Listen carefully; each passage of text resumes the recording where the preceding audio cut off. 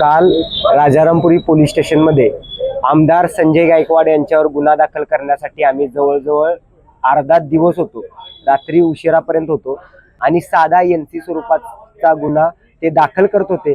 त्यामुळे आम्ही कोणत्याही पद्धतीचा गुन्हा काल त्यांना दाखल करू दिला नाही। पण मी घरी गेल्यानंतर त्यांनी परस्पर जबाबावर माझी कोणत्याही पद्धतीची सही नसताना त्यांनी आमदार संजय गायकवाड यांच्यावर साधा एनसी स्वरूपाचा गुन्हा दाखल केलेला आहे। त्याचा आम्ही निषेध करतो। आज किमान एसपी ऑफिसमध्ये एसपी साहेबांना भेटल्यावर आम्हाला न्याय मिळेल या अपेक्षेने आम्ही आलो होतो।